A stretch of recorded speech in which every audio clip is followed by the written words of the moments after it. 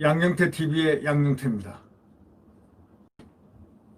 이 금태섭 의원, 민주당에서 그래도 가장 의식분자고 또 정의롭게 항상 표현했던 그 민주당 금태섭 의원. 근데 전 민주당이죠. 탈당했습니다. 지금 무소속입니다. 이분이 이렇게 얘기했습니다. 사실 문제는 문바보다 방관하는 문 대통령이 더 큰 문제라고 했습니다. 문바보다 방관하는 문 대통령이 더 문제다. 사실상 그 말이 맞게 들리지 않습니까? 대깨문이 자기를 과잉으로 지지하는 그런 지지층의 행동이 오바되고 모든 것을 간섭하고 할 때는 제어 통제할 수 있는 사람은 본인입니다. 특히 대통령이라는 막강한 권력을 갖고 있는 힘이 이제 그만 좀 했으면 좋겠다. 팬데믹은 좋은데 정도를 걸어라. 이런 식으로 한마디만 하면 참 국민으로부터도 참 훌륭한 대통령이라는 말을 들을 것이고, 두 번째, 이 무엇보다도 이 당사자들, 문바들은 뭔가 행동에 굉장히 스스로가 컨트롤하려고 노력을 할 것이고, 따라서 이 한국의 정치 문화는 더욱더 아름다워질 수 있었을 텐데 왜 그렇지 않을까라고 생각하는 그런 말의 또 다른 말이기도 합니다. 금태섭 의원이 문바보다 방관하는 문 대통령이 더 문제다. 이런 얘기를 했다는 것은 상당히 중요한 워딩이라고 생각합니다. 정권 초부터 상당히 논란이 되어 왔죠.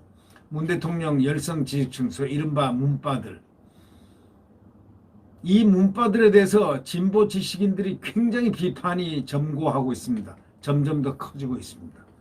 비판의 핵심은 뭐냐? 묻지 마시고 무조건 지지를 요구하는 이들의 배타성. 다시 말하자면 남을 인정하지 않습니다. 오로지 자기들이 판단하고 자기들이 옳다면 옳은 겁니다. 자기들이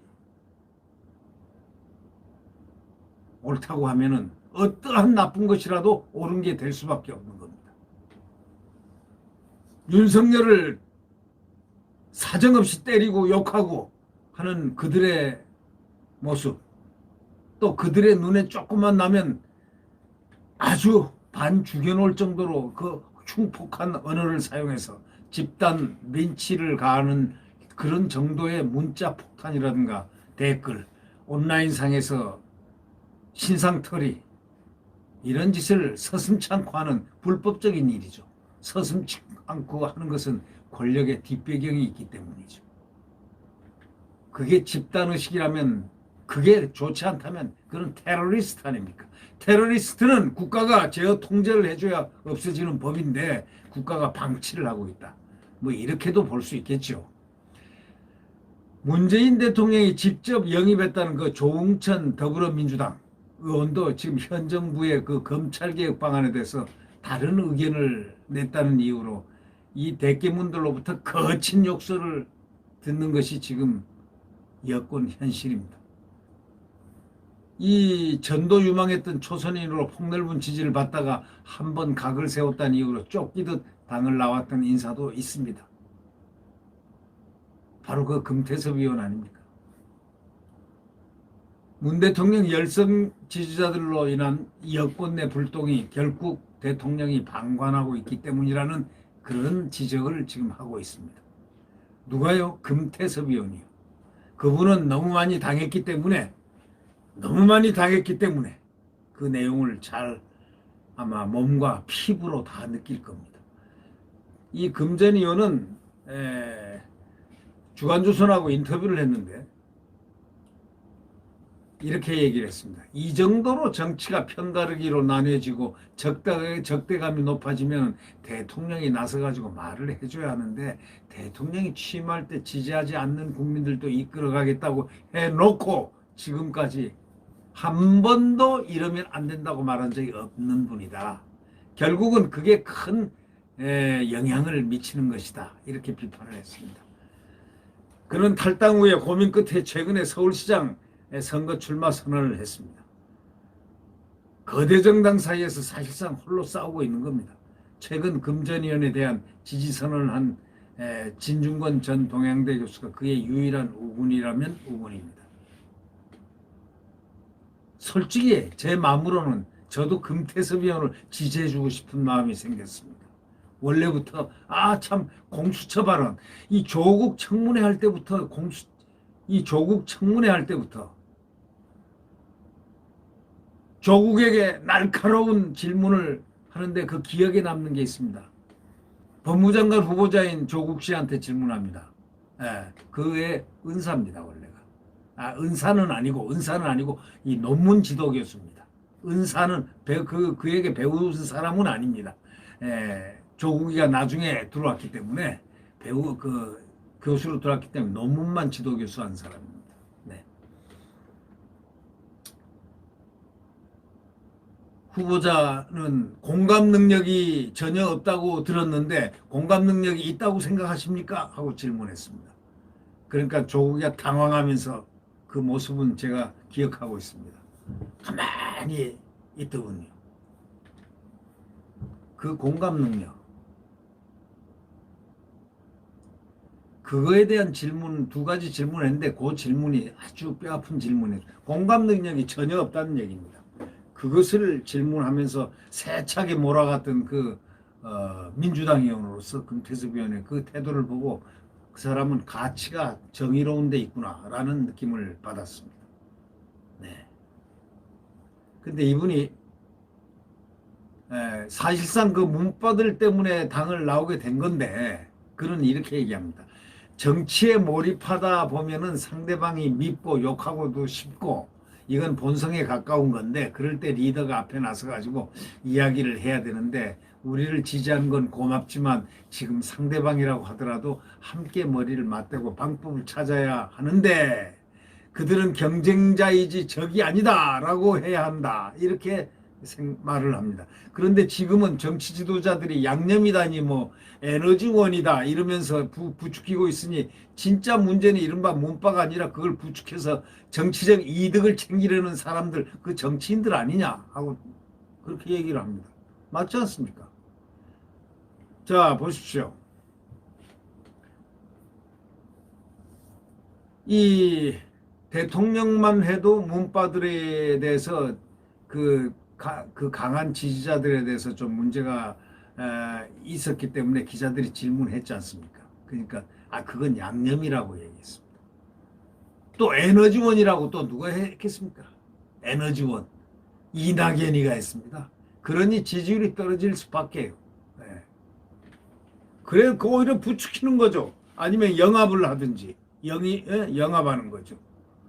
이 대통령이 말을 안 하는 것이 문제라고 또 지적했습니다. 이 금태섭 의원은 조금 더 구체적으로 말해달라 그러는 그런 기자들의 질문에 그는 서슴지 않고 얘기를 했습니다.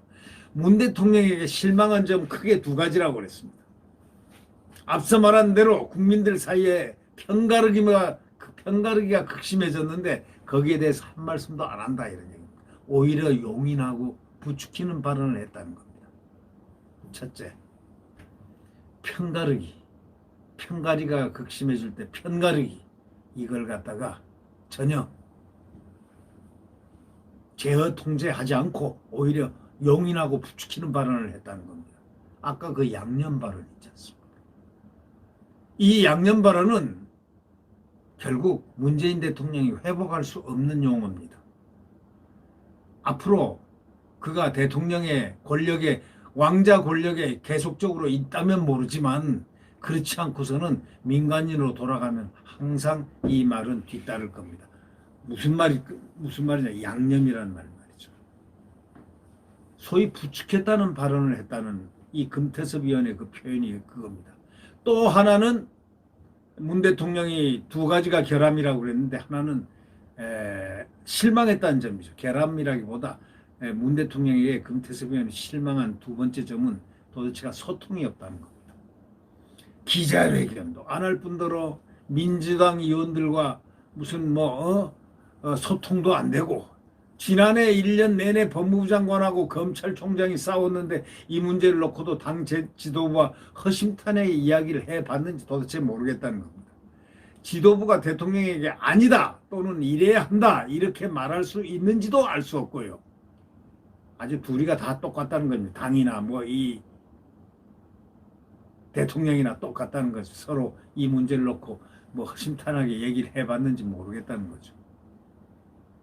이 지도부가 대통령에게 아니다 또는 이래야 한다 또 이렇게 말할 수 있는지 알 수 없다 이렇게 이래야 한다 이렇게 말할 수 있는지는 알 수 없지만 문재인 정부가 박근혜 정부의 청와대와 다를 거라고 가장 자기는 기대했다는 겁니다. 크게 기대한 점이 이렇게 보니까 우리가 지금 무엇에 대해서 고민해야 하는지 함께 논의하려는 바로 그런 건데 그렇지만 대통령은 전혀 아니다 이거죠.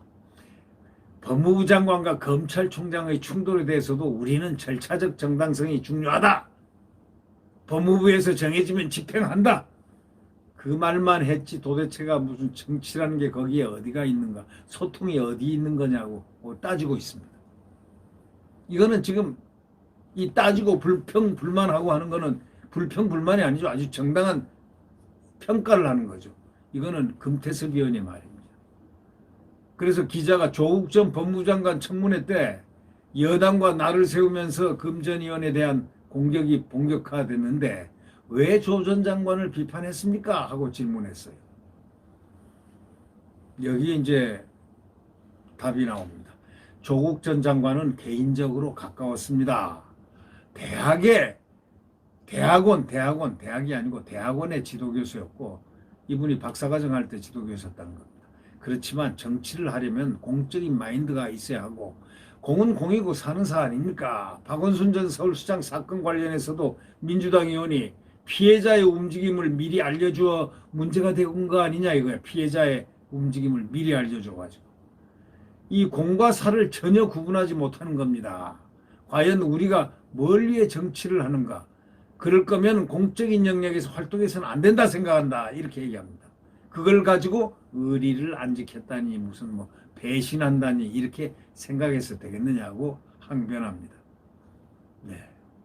그럼 당에 있을 때부터 여러 사안에 대해서 비판적 의견을 많이 냈는데 노선 차이가 있었습니까? 하고 물어봤어요. 민주당과 노선 차이 있냐? 그랬더니 안희정 전 충남지사 사건 때도 민주당 소속 중에 나처럼 이야기한 사람이 없었다. 엄연히 우리가 잘못한 거고 피해자가 분명히 있는 사건이었다. 다들 침묵할 때 신문에 전면 칼럼도 썼다 이거야 자기는. 김병수 경남도지사의 드루킹 사건 때도 관련해서도 자기는 개인적으로 가깝지만은 할 말을 다 했다 이거예요. 그가 1심 판결에서 유죄를 받았을 때 신문에 전면 자기가 칼럼을 썼다는 겁니다. 그러니까 결국 유죄를 받자 칼럼을 쓴 게 아니고 판사에 대해서 인신공격이 막 쏟아졌을 그때도 이렇게 해서는 안 됩니다 하고 자기는 분명히 대깨문들한테 얘기를 했다는 지지자들에게 김경수 지지자들에게 얘기했다는 겁니다. 이 김어준 씨 관련 발언이 아주 화제가 됐지만 그 뉴스공장 하는 사람 있지 않습니까? 지난해 12월 31일 TBS 김어준 뉴스공장의 편향성을 비판을 하면서 서울시장 선거에 시민들의 뜻을 묻겠다고 한 적이 있었습니다. 그걸 두고서 2018년 미투를 두고 피해자를 공격하고 음모론을 냈을 때 자기가 공개적으로 논쟁을 했다는 겁니다. 누구하고요? 김어준이 하고요. 김어준이 여기 수염 많이 기른 사람 있지 않습니까? 그건 자기가 이 금태섭 의원이 그렇게 한 이유는 민주당과 노선이 달라서가 아니고 우리 편이면 무조건 보호하고 상대방에 대해서는 조그만 건데 이만한 크게 심서봉대해가지고 내로남불이 가장 큰 문제라고 여겼기 때문에 자기가 그렇게 나선 거다. 이념이 틀린 건 아니다. 이렇게 얘기를 했습니다. 조금만 결이 다른 발언을 하면 배신자 프레임을 씌우는 것은 다른 정당도 마찬가지 아닙니까? 그랬더니 결국 자기 편만 챙기면 정치에 대한 기대가 없어지는 거다. 지금도 낮은 투표율이 더 낮아진다. 그러면 갈등이 토론을 통해서 정치적으로 이렇게 해결되는 것이 아니라 극한적인 편가르기만 된다. 편가르기만 하려면 그 뭐하러 정치하느냐 이거죠. 그러면서 금태섭 의원 본인은 정치인들이 다 그 지점을 고민해야 하는데 그렇지가 않다는 얘기죠. 그 미국에서 시위대가 의회를 점령하는 사태가 벌어졌는데 우리라고 그러지 말란 법이 어딨냐 이런 얘기까지 했습니다. 우리라고 모른다 이거야. 어? 분노한 시위대가 의회, 국회를 점령할지 모른다는 겁니다. 그럴 가능성을 얘기하는 겁니다. 얼마 전에 미국에서 시위대가 의회를 점령하는 사태가 벌어졌는데 우리라고 그러지 말란 법이 어딨냐 이거야. 그 과정에서 가장 큰 피해를 입는 분은 우리 사회에서 가장 약한 분들이라는 겁니다. 목소리를 못 내는 분들이 가장 큰 피해를 입는 것이라는 겁니다. 그래서 결국은 이 우리가 금태섭 의원을 이렇게 볼 때 언론에서도 지적했지만 그는 적당히 지나가지 않습니다. 온몸을 바칩니다. 투신하는 편입니다. 과거 검사로서도 한겨레 신문에 기고를 한 것도 그렇고 검사가 한겨레 신문에 기고를 하면 별로 환영받았겠습니까? 근데도 과감하게 한겨레 신문에 기고도 하고 또 안철수 국민의당 대표가 정치에 입문했을 때 가장 곁에서 도운 것도 금전위원이고 당시 또 금전위원은 자기 돈을 써가면서 기자들을 만나는 등 안 전 대표를 성심껏 도왔습니다. 그렇지만 금전위원과 안 대표는 깔끔하게 결별하지 못한 것으로 알려졌습니다. 그가 서울시장에 출마했지만 거대 정당에 소속되어 있지 않는 만큼 한계도 분명합니다. 실제로 그가 서울시장 출마 선언을 한 뒤에 실시된 여론조사에서 지지율이 4%밖에 안 됩니다. 이런 사실을 잘 아는 그에게 다시 한번 투신하는 이유가 뭐냐 하고 물어보니까 참 실제로 출마 선언을 하니 생각만큼 주목을 받지 못하고 있는 그 현상을 어떻게 생각하느냐라고 이제 질문하니까 그렇게 생각하지는 않습니다. 민주당에 속해 국회의원까지 지낸 사람이 민주당의 잘못을 이야기하니 관심을 많이 받았습니다. 지금도 나는 대단히 독특한 포지션에 있다고 생각합니다. 경험이 부족하고 조직이 없는 것이 내 약점이라고 하지만 새로운 판을 짜는 데는 좋은 포지션에 있다. 다만 이제 선거 초반이고 특히 야권에서는 10명에 달하는 후보들이 쏟아져 나오니 관심이 분산되는 면이 있을 수는 있지 않겠느냐 이렇게 얘기를 했습니다. 아주 떳떳한 얘기를 합니다. 따끈따끈한 얘기입니다. 네. 시장이 되면 뭐부터 하고 싶냐 하고 물어보니까 왜 하는지 모를 비합리적인 것들을 다 없애버리고 싶다. 예컨대 재건축 허가를 하면서 이 시대 생활상을 남기기 위해 한동훈 남겨야 한다는 말도 하는데 그거는 말도 안 되는 규제들이다. 그런 건 싹 없애버리고 싶다. 또 지금 가장 급한 거는 코로나19로 인해 가지고 고통받는 자영업자, 소상공인들한테 직접적이고 의지할 수 있는 지원을 해주고 싶다. 이렇게 얘기했습니다. 아주 좋은 공약입니다. 그리고 직접적이고 그럼 의지할 수 있는 지원이 구체적으로 뭡니까? 하고 물으니까 자영업자들은 매출이 이전보다 10% 정도 떨어진 상태로 근근히 버티다가 사회적 거리 2.5단계 되면서 매출이 30% 넘게 떨어지고 지금은 그냥 적자로 제살 깎아 먹기 지금 하고 있다 이거예요. 거기다가 대고 얼마나 뭐 10만 원 주고 뭐 100만 원 주고 다음에 얼마 받을 수 있을지 모르지만 그런 상황이 이어지면 사람이 어떻게 버티겠느냐.